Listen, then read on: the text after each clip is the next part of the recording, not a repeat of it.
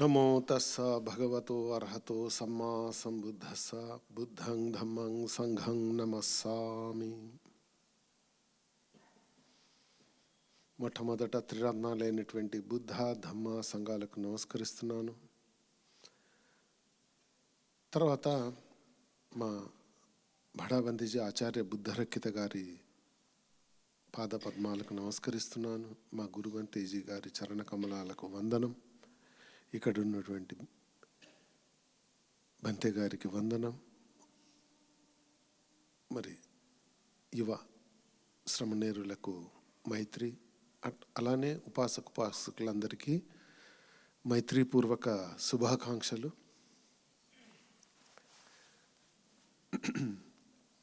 ఈరోజు తెలుగు ధమ్మ ప్రవచన కార్యక్రమంకి మీ అందరికీ స్వాగతం.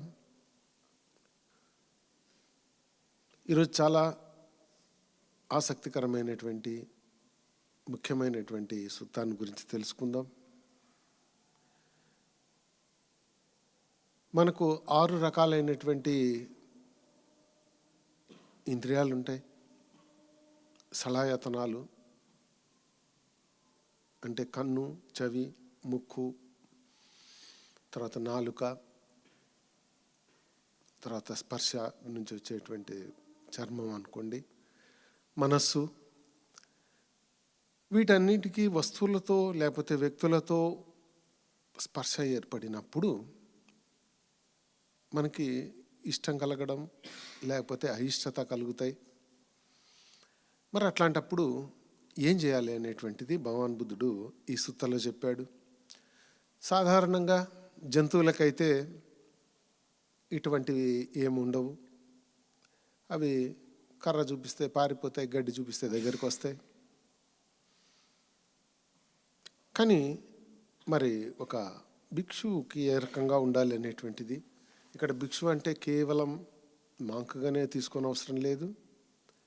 ఎవరైతే నిర్వాణాన్ని కోరుకుంటున్నారో వారందరికీ చెప్పినటువంటిది ఇది. మరి దాని గురించి తెలుసుకుందాం. భగవాన్ బుద్ధుడు సాకేతలో తికండకి వనంలో ఉండేటప్పుడు భిక్షువులను ఉద్దేశించి భిక్షులారా అని అంటే భదంతయే అని వాళ్ళు ప్రత్యుత్తరం ఇస్తారు. అప్పుడు భగవాన్ బుద్ధుడు చెప్తున్నాడు, అప్పుడప్పుడు అప్రతికూలమైన దాన్ని అంటే ఇష్టమైన దాన్ని, అసహ్యం లేని దాన్ని ప్రతికూలమైన దానిగా, అసహ్యకరమైన దానిగా భావిస్తూ విహరించడం మంచిది, శ్రేయస్కరం. అంటే ఒక్కొక్కసారి మనకి దాని పట్ల ఇష్టం ఏర్పడుతుంది. దాన్ని మనం ఇష్టం లేకుండా దాన్ని భావిస్తూ విహరించాలన్నమాట. సాధారణంగా ఇష్టం వచ్చినప్పుడు జనాలు దాన్ని ఇష్టపడుతూ ఉంటారు అన్నమాట. దాంట్లో ఉండే లక్షణం ఇష్టంగానే ఉంటుంది. కానీ మన గ్రహింపులో తేడా, భావించడంలో తేడా మనం తెచ్చుకోవచ్చు.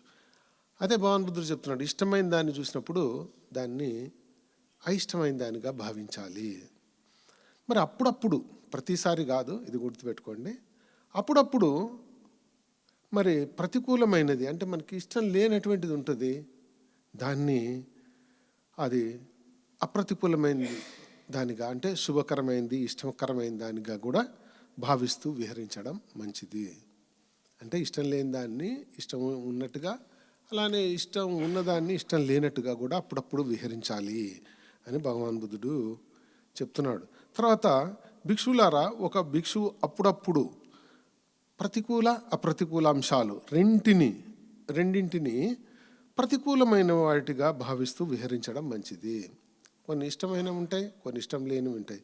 రెండింటినీ ఇష్టం లేని దానిగా భావించమంటున్నాడు అప్పుడప్పుడు. అలానే 4వది, ఒక భిక్షువు అప్పుడప్పుడు ప్రతికూలమైనటువంటి ఇష్టమైనవి ఉంటాయి, ఇష్టం లేనటువంటి అంశాలు ఉంటాయి. రెండింటినీ అసహ్యం లేని వాటిగా భావించడం అనేది కూడా విహరించడం, అలా భావిస్తూ విహరించడం అనేది మంచిది అని చెప్తున్నాడు. తర్వాత కొన్ని మనకు ఇష్టాలు ఉంటాయి, కొన్ని వస్తువులు చూసినప్పుడు కొన్ని అయిష్టాలు ఉంటాయి. అటువంటి వాటిని రెండింటిని స్మృతి అంటే సతి, మరి సంప్రజ్ఞత అంటే సంపూర్ణ అవగాహనతో విహరిస్తూ వాటిని ఉపేక్షతో చూడడం, భావిస్తూ అదే భావంతో విహరిస్తుండడం మంచిది. ఇక్కడ 5 రకాలుగా చెప్పాడు భగవాన్ బుద్ధుడు. మనకి ఏదైనా సరే ఈ సలాయతనలో మనం ఏదైనా చూపే కాదు, ఈ 6 ఇంద్రియాల గురించి అనుకున్నాం కదా. చూసినప్పుడు మనకు ఒకసారి ఇష్టం కలుగుతుంది, అయిష్టం కలుగుతుంది, న్యూట్రల్గా ఉంటుంది. అలానే శబ్దాలు, కొన్ని శబ్దాలు విన్నప్పుడు కూడా మనకి అవి మంచి రాగకరమైనటువంటివి ఉంటాయి కాబట్టి వాటి పట్ల రాగం ఏర్పడుతుంది, మంచి. లేకపోతే ద్వేషం ఏర్పడుతుంది. ద్వేషం ఏర్పడితేనేమో ద్వేషిస్తూ ఉంటాం, రాగం ఏర్పడినప్పుడు దాన్ని ఇష్టపడుతూ ఉంటాం అనమాట. అట్లా లేకపోతే కొన్ని న్యూట్రల్గా ఉంటాయి అనమాట. ఇట్లా కన్నుతో జరిగేవి కావచ్చు, చెవితో, ముక్కుతో, నాలుకతో, చర్మంతో, తర్వాత మనస్సుతో కూడా ఇష్టాలు అయిష్టాలు ఇవన్నీ వస్తాయి. కానీ భగవాన్ బుద్ధుడు వాటికి ఏమని చెప్తున్నాడు? ఇష్టమైన వాటిని ఇష్టం లేని వాటిగా చూడమంటున్నాడు, ఇష్టం లేని వాటిని ఇష్టం ఉండే వాటిలా చూడమంటున్నాడు. తర్వాత రెండింటిని ఇష్టం లేని వాటిగా చూడమంటున్నాడు, రెండింటిని ఇష్టపడే వాటిగా చూడమంటున్నాడు. తర్వాత రెండింటిని వదిలిపెట్టేసేసి సతీ సంప్రజ్ఞాన అంటే సంపూర్ణ అవగాహనతో దాన్ని ఉపేక్ష భావంతో విహరించడము ఇట్లా చేయమంటున్నాడు. భగవాన్ బుద్ధుడు ఎందుకు చెప్పాడు ఇట్లా? దీనివల్ల ఉపయోగం ఏంటి? ఉపయోగం లేని అనేది భగవాన్ బుద్ధుడే తర్వాత చెప్తున్నాడు అనమాట. ఇప్పుడు మనకు ఇష్టమైంది ఒకటి ఉంది, దాన్ని ఇష్టం లేని దానిగా మనం చూసినట్లయితే, భావించినట్లయితే అప్పుడు మనకి ఏం ప్రయోజనం ఉంటుందంటే, రాగం కలిగించే వస్తువుల పట్ల నాకు ఎప్పటికీ రాగం కలగదు. ఇది ప్రయోజనం అన్నమాట. మనకి ఇష్టమైన వాటి పట్ల అటాచ్మెంట్ ఏర్పడదు. అలానే ప్రతికూలతతో ఉన్నదాన్ని అప్రతికూలతతో చూడడం అంటే, ఇష్టం లేని దాన్ని అంత దాన్ని ఇష్టపడేలాగా చూడడము, లేకపోతే అట్లీస్ట్ ద్వేషం లేకుండా చూడడము అనేటువంటిది. ఇట్లా చూడడం వల్ల ప్రయోజనం ఏంటంటే, ద్వేషం కలిగించే వస్తువుల పట్ల మనకి ఎప్పటికీ ద్వేషం ఉత్పన్నం కాదు. తర్వాత మూడోది, రెండింటినీ ప్రతికూలంగా చూడడం వల్ల ప్రయోజనం ఏంటంటే, రాగద్వేషాలు రెండింటినీ నివారించడం లేకపోతే అదుపు చేయడం సాధ్యపడుతుంది. మరి నాలుగోది, రెంటిని అప్రతికూలంగా చూడడం వల్ల ప్రయోజనం ఏంటంటే, రాగద్వేషాలు రెండింటినీ క్రమ పద్ధతిలో తొలగిస్తాం. ఈ నాలుగోది దీంట్లో వివరణ ఏంటంటే, మనం సాధారణంగా అందరూ ఇష్టమైన వాటిని ఇష్టపడుతూ ఉంటారు, ఇష్టం లేని వాటిని ఇష్టపడకుండా ఉంటారు. మనం ఇప్పుడు రివర్స్లో చూస్తున్నాము. కాబట్టి మనకి ఏదైనా సుందరమైన రూపం కల్పించింది అనుకోండి, అప్పుడు మనం అసహించుకోవడం ప్రారంభిస్తాం. అది పోవాలంటే మళ్ళీ రెండింటినీ అప్రతికూలంగా చూడడం అనేది సహాయపడుతుంది అన్నమాట. లేకపోతే అందమైన రూపాన్నే కాదు, శ్రావ్యమైన శబ్దం విన్నా కానీ మనకి వ్యతిరేకమైనటువంటి భావనలు కలగకుండా దాన్ని. మరి ఐదవది ఉపేక్ష భావన అంటే, రాగం, ద్వేషం, మోహం ఈ మూడింటిని కలిగించే వస్తువుల పట్ల నాలో ఎప్పటికీ అవి కలగకూడదు అనేటువంటి అత్యున్నతమైన ప్రయోజనం కోసం సతి సంప్రజన్యతో కలిసి ఈ ఉపేక్ష భావనతో ఉంటాడనమాట. కాబట్టి మనకి భగవాన్ బుద్ధుడు ఏమని చెప్పాడు? ఇష్టమైన వస్తువుల్ని అశుభంగా చూడడం అన్నమాట. ఇది అశుభమైన ధ్యానం ద్వారా దీన్ని కలిగించుకోవచ్చు అనమాట. ఒక అందమైన రూపం చూసామనుకోండి ఉదాహరణకి, అప్పుడు దాన్ని ప్రతికూల భావన ఎట్లా పెంపొందించుకోవాలంటే, దాన్ని ఆ శరీరం కూడా ఆ రక్తము, ఎముకలు, చర్మము, మాంసాలు వీటితో నిండింది అని చూసామనుకోండి, అప్పుడు అది అశుభంగా చూడవచ్చు అనమాట. అట్లానే అసహ్యకరమైన వాటిని లేకపోతే నచ్చని వాటిని మైత్రితో చూడాలి. ఇప్పుడు ఒక వ్యక్తి పైన మనకి కోపం వచ్చిందనుకోండి, అప్పుడు ఆ వ్యక్తి పట్ల కరుణ చూపించడం, మైత్రి భావన ధ్యానం చేయడం. అలానే వాళ్ళు కూడా మనలాంటి మనుషులే అని అనుకున్నప్పుడు మనకు అది ఒక బ్యాలెన్స్లోకి వస్తుంది అన్నమాట. ఇంకా అదే కాకుండా ధాతు భావన కూడా చేయొచ్చు. ధాతు భావన అంటే ఆ మనిషి ఎవరైతే ఉన్నారో 4 ధాతువులతో నిర్మితమైనది. పాలీలో పఠవి, ఆపో, తేజో, వాయో అని చెప్తారు. అంటే ఇది పఠవి అంటే ఘనం అనుకోండి, తర్వాత ఆపో అంటే ద్రవ పదార్థాలు అనుకోండి, తర్వాత తేజో అంటే వేడి, నిప్పు అనుకోండి, తర్వాత వాయు అంటే గాలి లేకపోతే చలనం అనుకోవచ్చు అనమాట. సో ఈ మూలకాల కలిగతోనే ఆ మనిషి ఏర్పడ్డాడు అని అనుకున్నప్పుడు మనకి ఆ అనాత్మ అనేటువంటిది కూడా వస్తుందన్నమాట. సో కాబట్టి అసహ్యకరమైన మనల్ని ఎవరైనా కోపం తెచ్చిన వ్యక్తిని మనం కరుణ, మైత్రి లేకపోతే ధాతువుల ద్వారా ధ్యానం చేయడం ద్వారా అవి తొలగించుకోవచ్చు. తర్వాత భగవాన్ బుద్ధుడు రెండింటినీ అశుభంగా అనిత్యంగా చూడమంటున్నాడు. మనకిష్టమైన వాటిని, అయిష్టమైనటువంటి వాటిని. సో వాటి రెండింటినీ ఇవన్నీ కూడా శాశ్వతమైనది కాదు అనేటువంటిది అనిత్యత.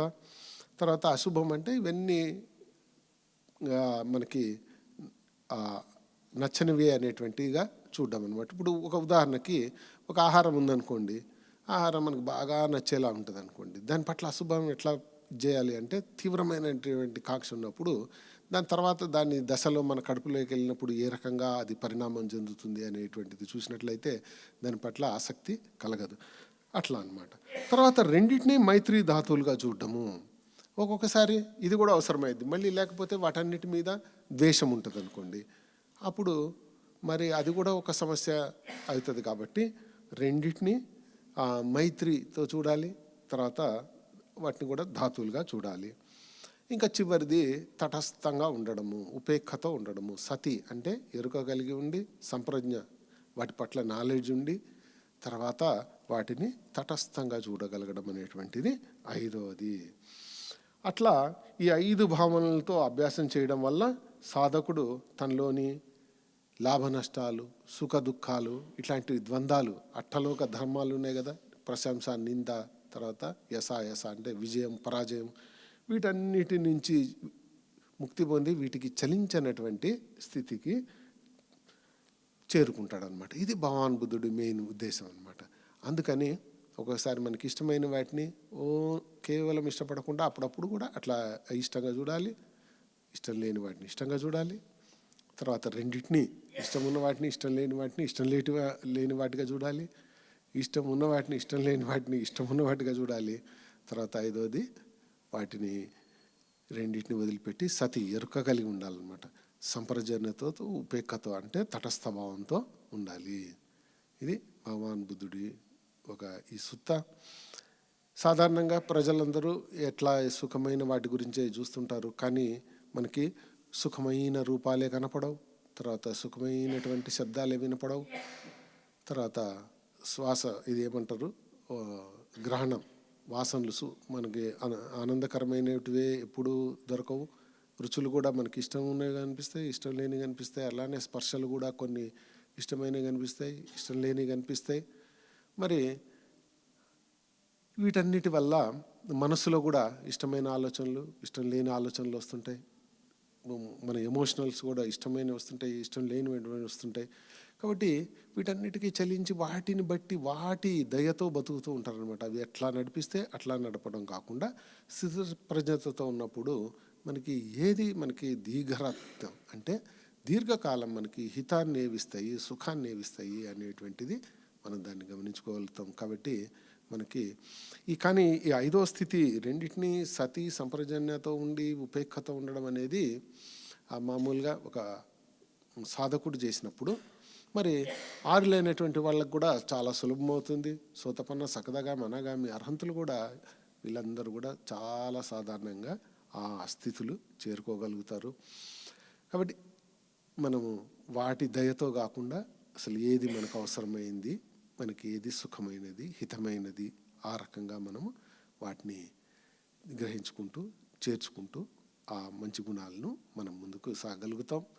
మరి ఇది చాలా ముఖ్యమైనటువంటిది. ఎలా డీల్ చేయాలి అనేటువంటిది, ఇష్టాలను భగవాన్ బుద్ధుడు చెప్పినటువంటిది చాలా గంభీరమైనటువంటి సూత్రం. ఇది నిజ జీవితంలో తగినటువంటిది.